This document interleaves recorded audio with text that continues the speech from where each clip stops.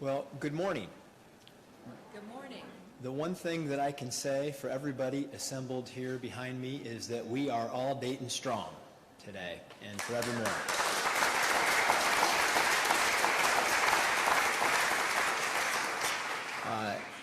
I will introduce the governor, but first I want to make sure that you know who all is assembled here with us. We have Nick Lashutka, who's with the Children's Hospitals Association from the state of Ohio, Lori Chris and Paolo Di Maria, who are from our administration working on education and mental health and addiction services. JP Nassif, who's with Jobs Ohio, who is a longtime local Dayton leader. Mayor Nan Whaley, who's done a fantastic job leading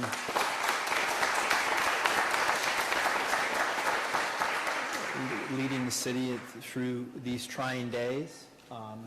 Debbie Feldman, who is the CEO of Dayton Children, who Debbie and I have known each other both longer than we care to admit. And Dr. Greg Ramey, who leads the mental health services here at Dayton Children's. I don't know an issue that Governor DeWine is more passionate about than children. As a U.S. Senator, he was known as the Senator for America's Children. And given that he and Fran are the parents of 8 children and 24 grandchildren, they have some real-life experiences that most people don't. I want to recall one of the very first conversations that I remember having with Mike DeWine on our journey to the offices we now hold.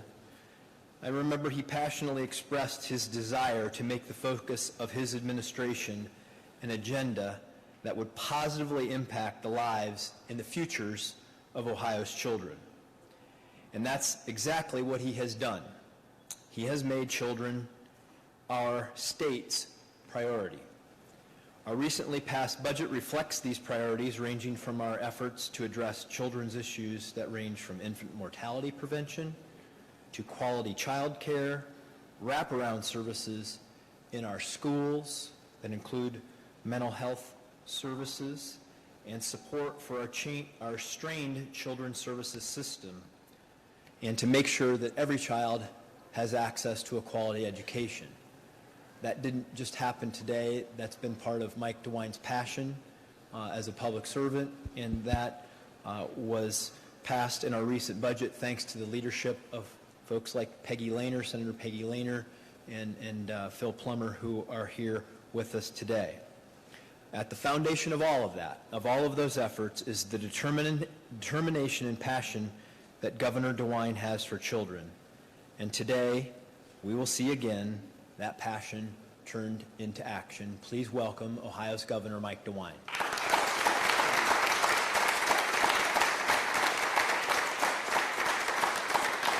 Well, good morning, everyone. I certainly do not have to tell this group that we meet this morning really still with the shadow of the great tragedy that occurred this past weekend. Fran and I had the opportunity on Sunday morning to go with the mayor and with her husband Sam, and we walked through and saw where the tragedy had occurred.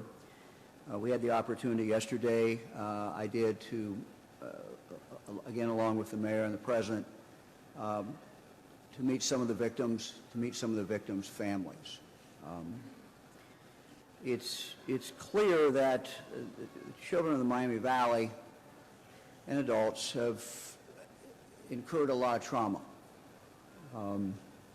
We were talking just a moment ago, and some of the things are obvious, the tornado, the shooting, but we also have the drug epidemic that we've been dealing with. And all of this has impact on children.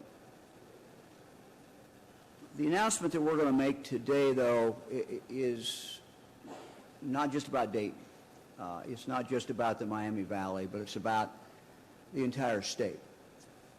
Because the truth is that we are seeing in Ohio a significant increase among our young people of anxiety, depression, and suicide. And sometimes these children who suffer from these are as young as 6 years old. And I can't think of a more tragic thing, a sadder thing, to see a child with the depression, see a child with the anxiety, or to experience the suicide of a child. Let's look at by the numbers. Ohio is ranked among the top 5 states, and this is not a good one. Ohio is ranked among the top 5 states for prevalence of adverse childhood experiences. Trauma that can be many things, domestic violence, having an incarcerated parent, having a parent who is a drug addict, and we can go on and on. 15% of our kids in Ohio have experienced 3 or more of these adverse childhood experiences. We know what impact today, and science knows what impact that trauma has on children. We have to do something about it. Since the day we took office in mid-January, with the cooperation and the great help of the legislature, we've been able to start. $675 million in the budget goes to our schools around the state of Ohio for what we call wraparound services. It's literally wrapping around that child. Again, children who have experienced particularly trauma. The strategy is to have these mental health services and other services available universally for every child in the state of Ohio, every one of our kids, and also to be able to surge in resources for that child who has particular trauma that they have experienced. With the help of the state legislature, we are going to dramatically increase the home visiting program in the state of Ohio, which is really a prevention. What we have to do is get in front of this. We have to prevent the trauma. That is the best way to deal with that trauma. We now have a home visiting advisory committee. We have a significant amount of money that's been put in this budget by the state legislature at my request to do that. We also have significant money for every school in the state of Ohio to help and equip children so they do not go down the pathway of addiction. Again, for the first time in our history, we're going to be doing this in every school in the state, every child, every year. That will make a huge difference. Our goal is to help instill in children the social emotional skills that they need to avoid risky behavior. But we have to go obviously much further. Part of what we have to do is to change the culture. We've got to look at mental health problems as we do at any other medical problem.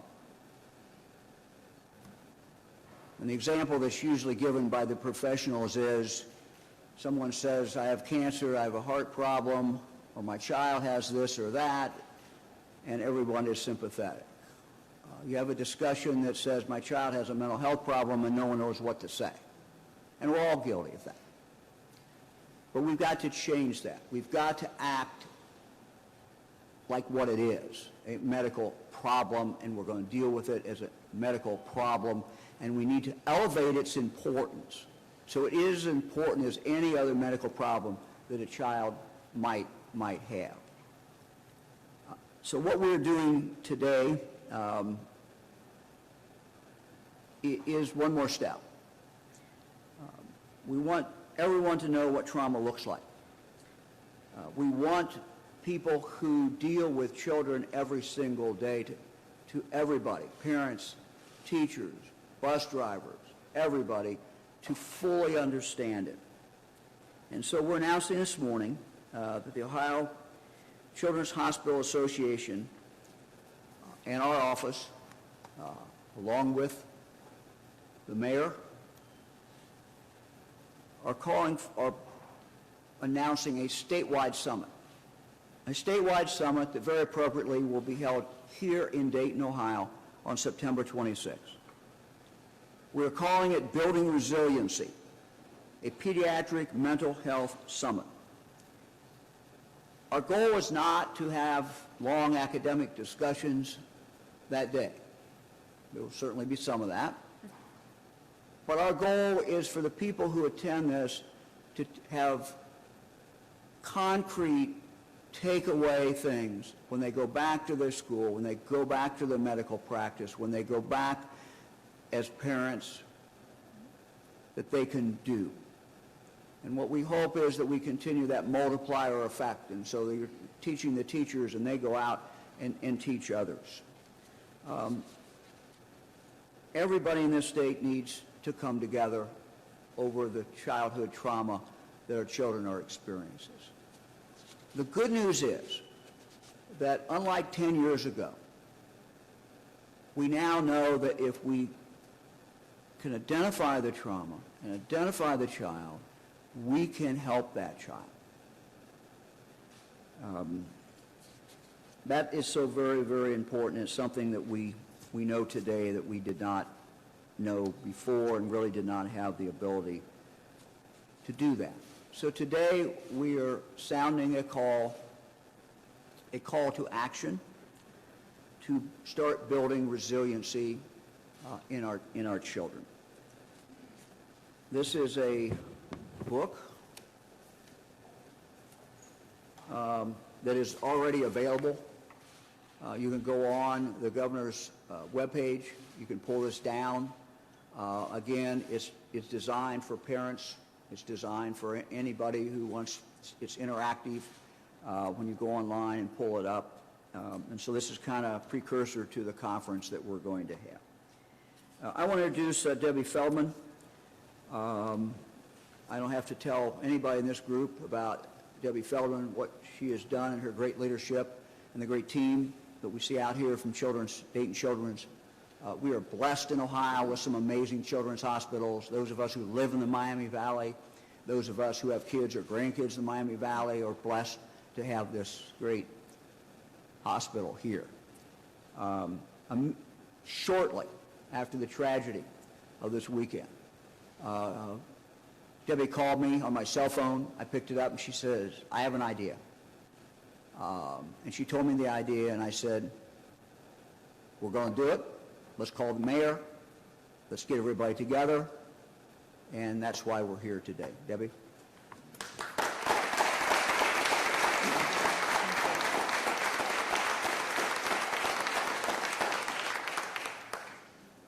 The mission of Dayton Children's is the relentless pursuit of optimal health for every child within our reach. A child simply cannot achieve optimal health if they face mental and behavioral health barriers that go untreated, that go unaddressed. The challenges for us as a state and a community are great. The governor related them.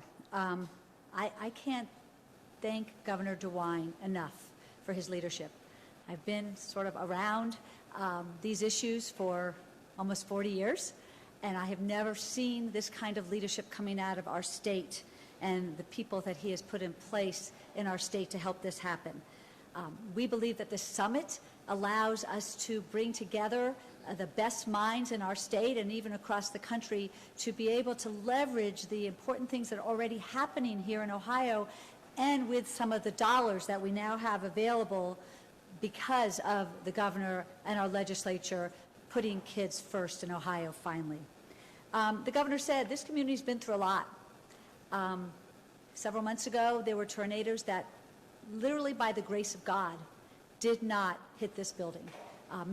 Some of you were actually in the building at the time. And then we know just literally minutes away, this terrible tragedy happened.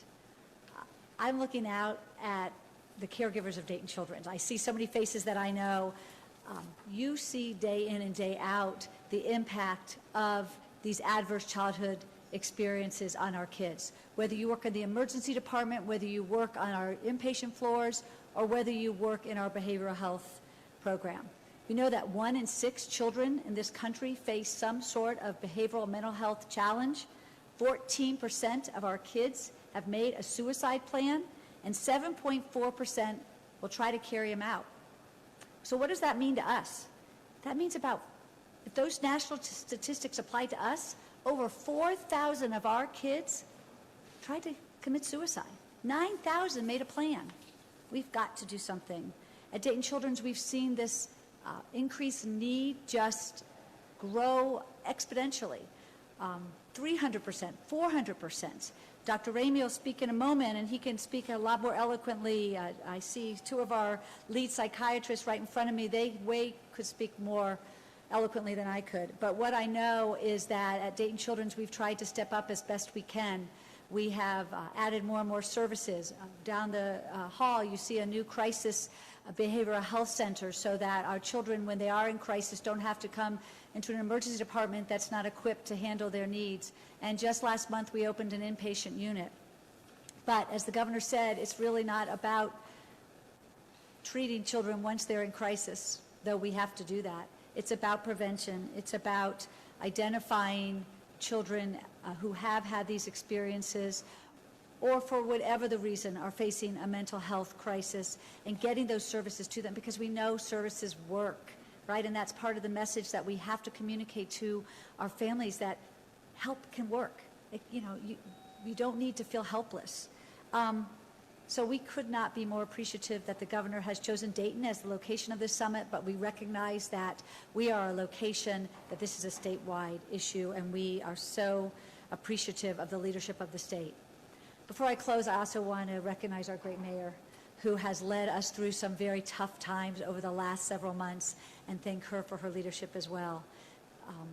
I know that everybody in this room stands with us to want to do what's best for kids, because we know that when we help a child get through the challenges they face, that we prepare them for lifelong success. So thank you.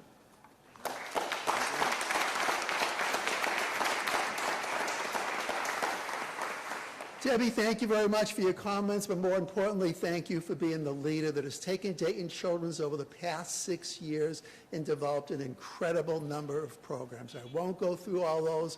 I will just say the Dayton community is better and different today because of the leadership that is behind me.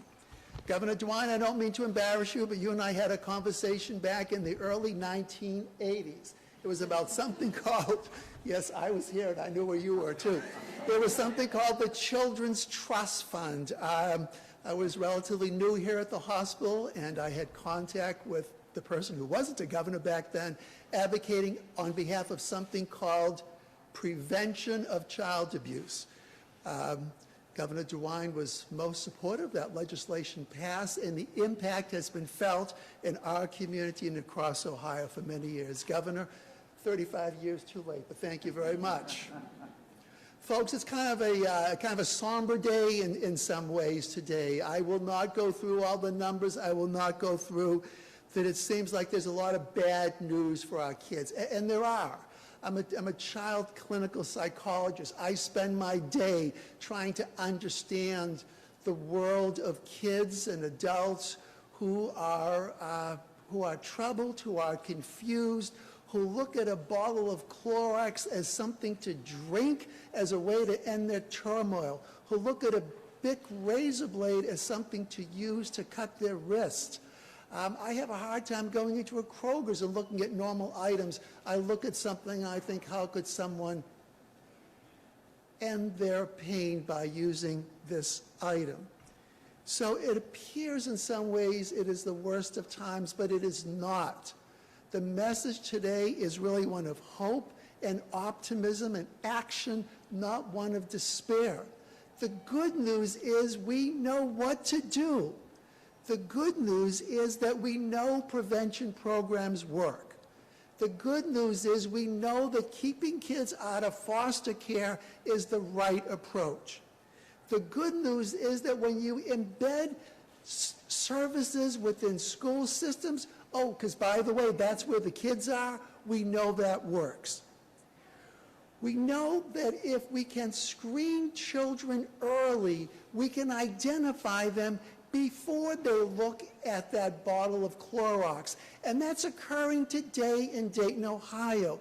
If you have a youngster 10 years of age and you bring them down the hall to our emergency department, you as a parent, we're going to ask you to leave. We're going to ask 4 or 5 questions to your child, and we're going to identify kids at risk and act before they act. So the message today is one of hope. The message today is one of action. We know, and I got to tell you, you know, for myself and I think several of my colleagues here at the hospital, it's been kind of a tough week. But the message of those emotional scars is that they're a reflection of where we've been, they're not a prediction of where we're going. And that these need not be the worst of times. The message is we know what to do. The message is we need to do what we know. Thank you.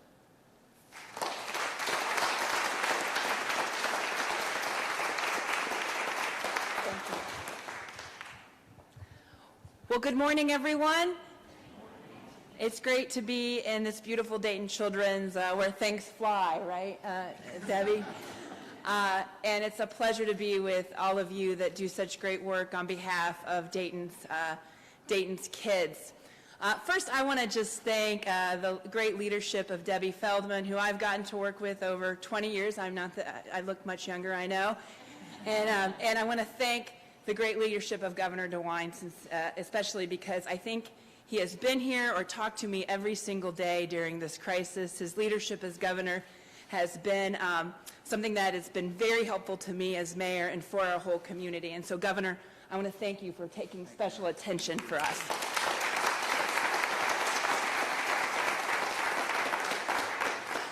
Well, so Dayton, we've been through a bit this past summer, and I want to thank Dayton Children specifically because you've been in the center of quite a lot of it, from the tornadoes to this week's tragedy. We know that our kids are having some really specific hard issue trauma that is going our way, and our whole community is feeling that way. And I appreciate the work that you're going to do and continue to do around that. For us in Dayton, we've had these challenges over the past few years, actually starting, I think, with the opioid epidemic. And I look at a lot of this issue around mental health as my entryway to really understanding it was actually through there, because addiction, I think, has a lot to do with mental health.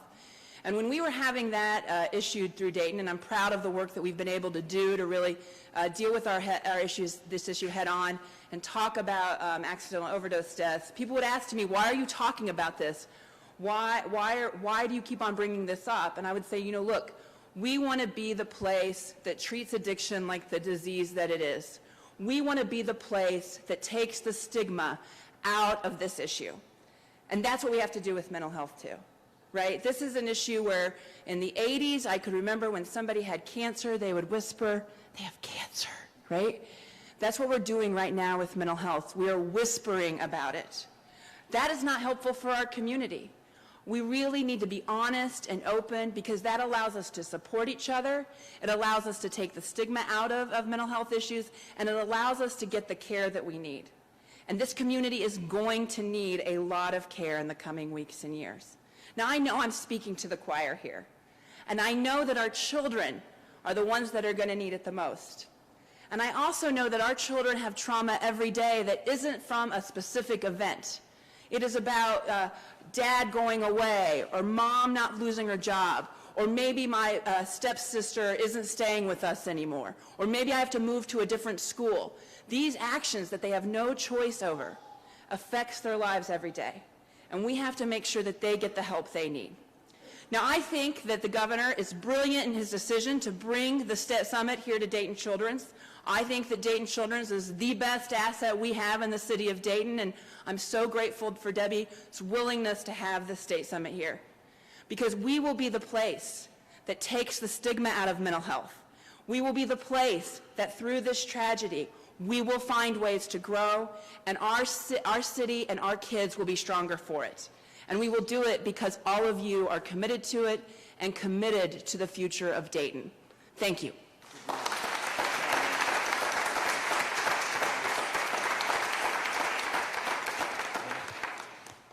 Any questions from the news media?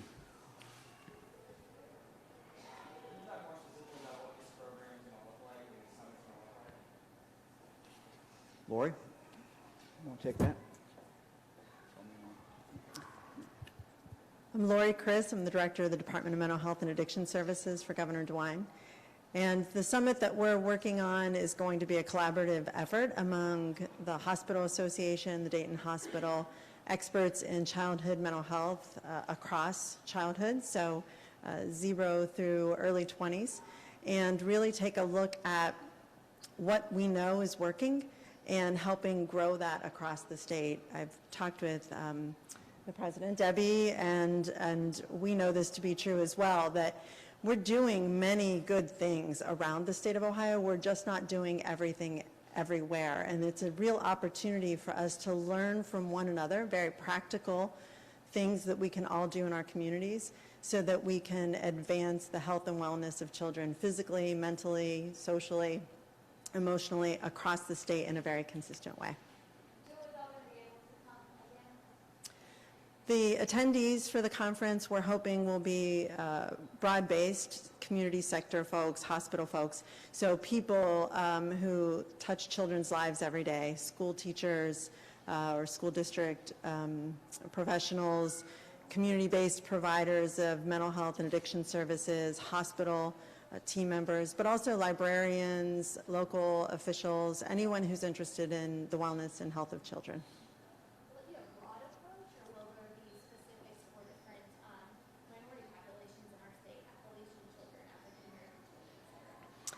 So the question was about whether or not it would be a broad approach or if it's going to have a look at what works well for children in different parts of our state or in different communities. And the approach that we're taking is always equity-based. We know that what works well in one community doesn't work well everywhere. And so an opportunity to highlight that we care about every kid, every community, every family, and so making sure that what we put forward is something that can be used broadly, regardless of whether you live in a metropolitan area, inner city, Appalachia, rural community. We want all communities to benefit from this. Anybody else? Well, thank you all very much. Appreciate it.